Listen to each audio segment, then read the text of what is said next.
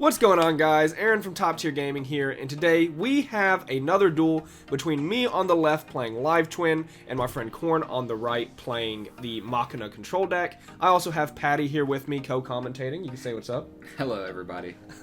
So this was the top 4 of our Battle of Chaos case tournament. Here we have Patty adjusting the camera. Yeah, sorry about that. Yeah, the camera adjust, you know. There's a couple times that it's going to happen. At the very end. He doesn't adjust until like a long time in, so that's nice, but it is going to pop up one more time. Yeah. So we're going to open up our hands here, and yeah, my hand at the very least is not very great. It is 5 hand traps and a Lilla treat, so completely unplayable, and probably the worst hand I had all day. But as long as we see a twin, hopefully it will end up being good. So he's going to summon the Machina gear frame, and I'm going to effect failure it because gear frame leads a lot of places. Yep.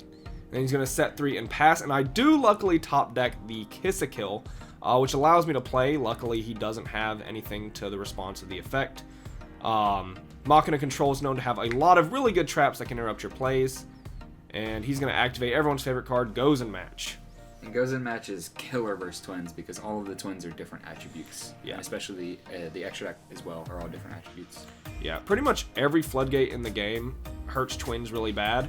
Yep. We are luckily main decking some outs, but we do not have them at the current time, so yeah, we're just going to have to send away one of our twins here and stare down Gear Frame, who is suddenly a gigantic threat at 1800 attack. An 1800 beater is the strongest monster on the board. And is just, you know, if I just can't a make menace. anything out of the extra deck, this is the strongest thing in my deck. Yeah, honestly, it punches over everything except Nibiru, no? Yeah, essentially.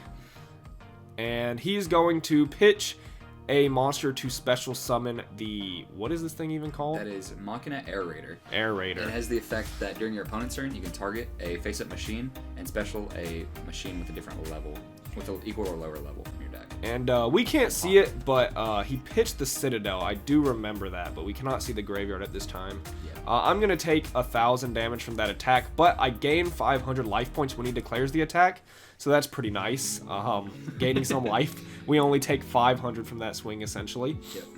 And then the... Korn just adding up the life points because, you know, confusing. Just trying to find his calculator right now. Yeah, it's only going to take a little bit, but there's the calculator. We're in. We're in, boys. All right, so... And then he's going to swing for 1,800. Yep. And now his turn's kind of simple from here. Pass. Yeah, and my turn, you know, facing Goes in Match is even simpler. Set and pass. I Yep. did draw the Cosmic Cyclone, but I currently don't have a play, so no need to Cosmic at this moment. Just gonna wait until we see something to actually do here. Aerator's gonna go ahead and, or Corny's gonna go ahead and activate Aerator effect, targeting itself, which is gonna special summon a Machina with a lower level from deck, and then pop the card that it targeted on board. So it's gonna go ahead and pop itself once the effect, if the effect resolves. Right. But it is Ash Blossomed by one of Aaron's 5 hand traps. Yeah, we drew a lot of hand traps, and I think this Air Raider seems like a really cool card. Obviously, I've played a lot of Earth Machine, but we don't really run that card. Yep. So I was just reading it there for a second because I just had no idea. Yep. He has to pitch a Machina, so it's not great in that deck. And then bam, surprise Ash Blossom. Yep. And, now we are equally tied for biggest stat on Yep. the field. this deck cannot beat this currently. 1800 defense. We're in the trenches right now. Oh, yeah, Now, I've finally drawn a play, so Cosmic Cyclone is going to be activated here. I'm going to pay 1,000 life points to activate the Cosmic Cyclone, and we're going to summon Lilla Treat. Obviously, you know, that's what we're doing here. And I did have the Lilla Treat the last turn, but obviously with no other twin, I need to establish a monster on board first, so that's why we set Ash last turn. Because Korn is forced to have a monster bigger than 18 to deal with the Ash, and just hope that he didn't so he can try to get a Wing 2 on the next turn. And he's looking into activating Air Raiders. He is going to activate the Air Raiders effect, targeting itself. And then special the Unclass Bar and pop itself, and then on summon, Unclass Bar sends any Machina from deck to grave. And I don't think he activated Citadel here, which is really strange, because he does, or maybe that wasn't Citadel he pitched. Maybe he dumped Citadel off of this. Yeah, I think he believe just this is dumped where the Citadel. I apologize for the camera angle again. Yeah, not seeing the graveyard is unfortunate, but in the future we'll make sure that the camera angles are working a little better. Yep. But yeah, I think he just dumped the Citadel. Yeah, I believe he pitched a Metal Cruncher for the Yeah, that's the Aerator. Yep. So I'm going to go ahead and make a link to here, going into our Lilla Treat, or using our Lilla Treat to go for our Lilla Link, and special back the Kiss-a-Kill, to which we get Torrential Tributed. And he feels pretty good about this, probably because Citadel's in Grave, but I do have the Called by the Grave to hit the Citadel that is trying to activate. We're in a pretty simplified game state here. This is also the game state that Machina wants to be in. Yep. This is where Machina wants to play. So Aaron is at a pretty big disadvantage. Yeah, as well as having not opened many plays, the disadvantage just piles on. But now we're in a war to find some monsters, so we're just going to have a couple turns in this very simple game state, drawing, trying to find a play. I top deck into a secret password, so that is, of course, going to give us access to our Twin Engine once again. We're finally back out of the trenches. We do have this very powerful Nibiru in hand that's been here since turn 1. Something interesting to note about this matchup is me and Korn both had experience with it because we actually played in Swiss, and I ended up taking that 2-1. So this is actually a chance for redemption for Korn, and me just trying to hold my position. So there's a little backstory to the game as well, as we see Skill Drain just end my career. There are some storylines going into this top 4. Yep.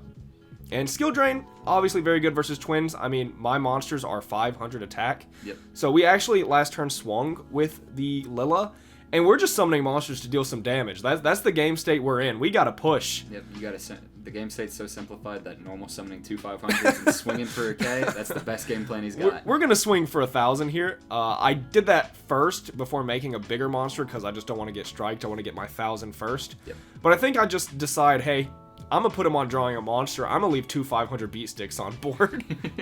And then even if he does draw a monster, you have the ability to go into your extra deck off of right. one monster sticking on like the board. Centaria would be cool. Like, I'm thinking about doing it there. Something me and Patty have talked about in the past was I actually have that Nibiru in hand.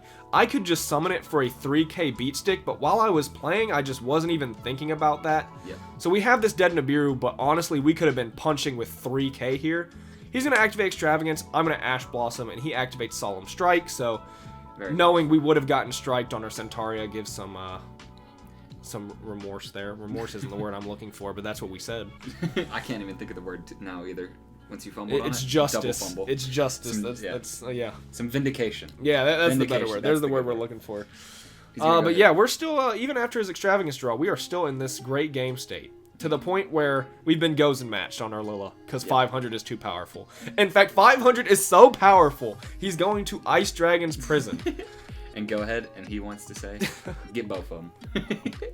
So Gozen match makes it unfortunate because I can't even summon that Nibiru anymore anyways. This was the turn where I was thinking he was going to tribute the Nibiru. Also, As we see, this is the turn DD Crow is normal DD summon. Crow normal summon, swing 100. This is the most powerful battle plan I've ever seen. Now, DD Crow's a dark, so it puts us on drawing exactly Lilla to get any more than 100 damage every turn. And then he draws it. And we do, so we're going for 600 every turn, but we're actually going to choose to link here because, I mean, at this point, Better 600 just is just not going to work.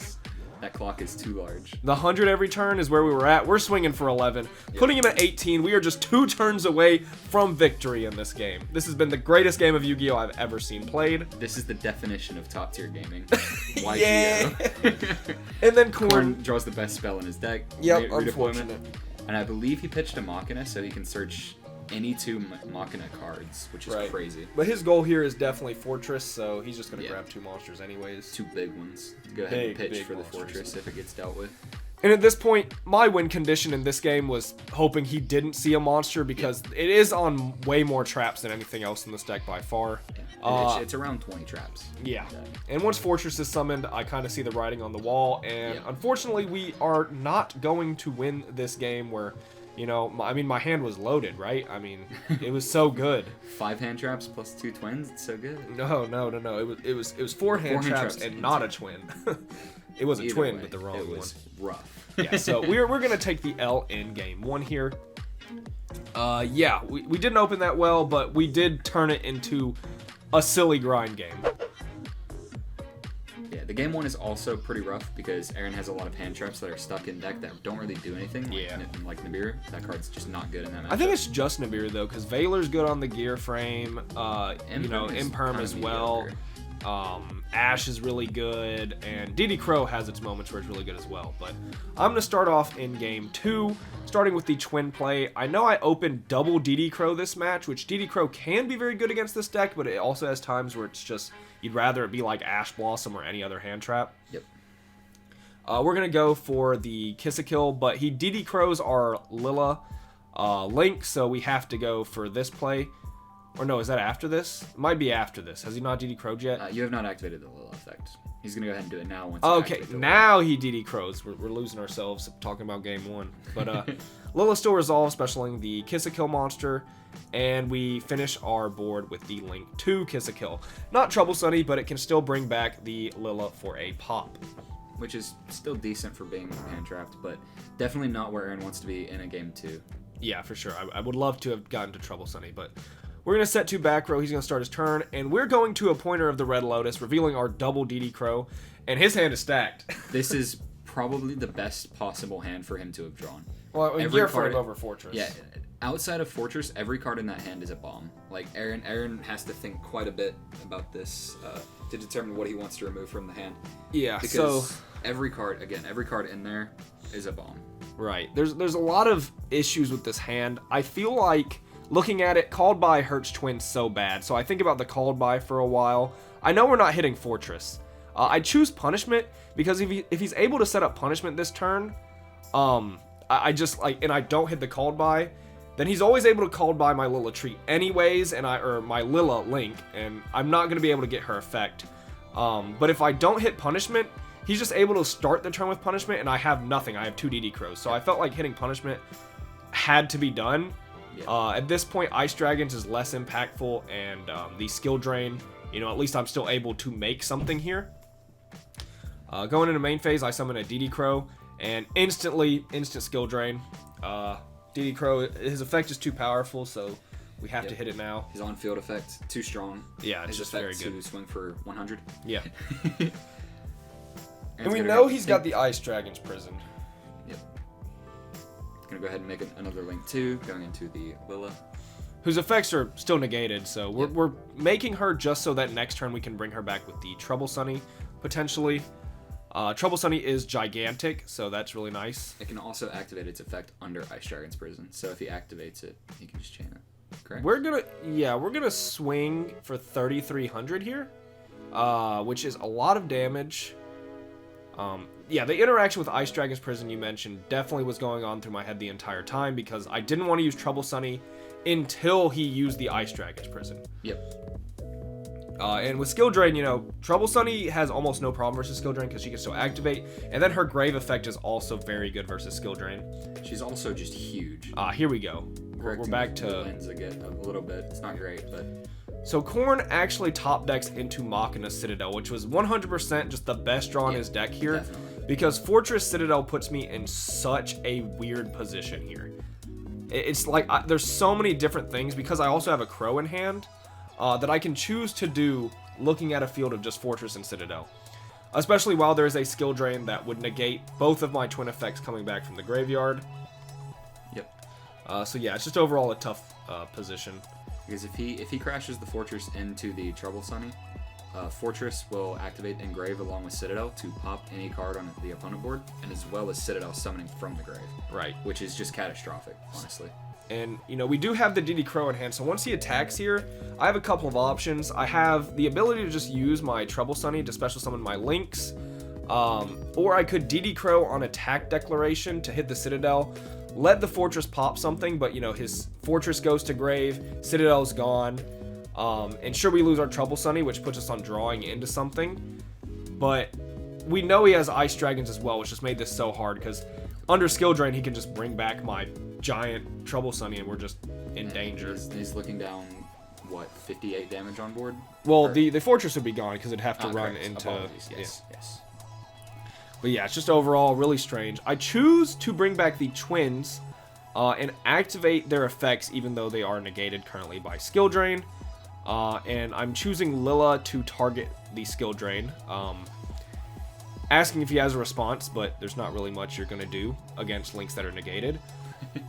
So, thinking about my face down, it's pretty obvious that it's a forbidden droplet since I did activate the Lilla. So we're going to send her away to half the fortress, and Lilla will resolve to pop the skill drain.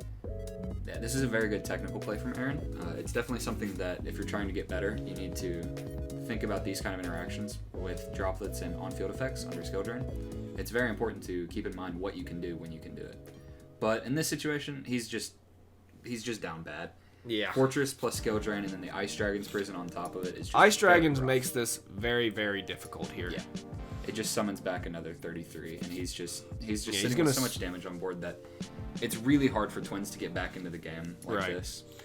Like, if I happen to draw a twin, we're fine, because he has no more interrupts, except we know he has punishment. So I need a twin and an out to twin, and I knew punishment was always going to be a problem this game, which is why we appointed it away, but, you know, now it's back, and we weren't able to get established because he top decked the Citadel, and we just did not have a good out for that at the time, especially having been called by the Graved the turn before. Here they're just discussing life points to make sure everything's on the correct page. Yeah, the life points got a little weird, and they're not as accurately displayed on the screen because trouble, like the Sunny Snitch is burning 2 and gaining 2 on the previous fortress, and yeah, there was a lot of weird life point things going on this game, but because this was quite a long match. Yeah, I think the match was like 25, 26 minutes before we shortened it down and cut some thinking out. Yeah. But yeah, I mean, I have to have like Cosmic Cyclone here as well as a twin. Then we fully out the board, but it's just not looking very good. Yep. Just gotta have it at this point. Yep. We're fixing the life points. I think my play ends up being a very powerful set and pass. Yeah. A lot of thinking for the best play in Yu-Gi-Oh. Well, I don't think there was any thinking. I think we were just doing life points. You don't think when you do that? No. Oh. I was letting Korn think for me. Ah, okay, I see. But yeah, that is going to be the game, essentially, going in the favor of Machina. Swing the 33. And yeah, this has been Top Tier Gaming. Bye, YouTube.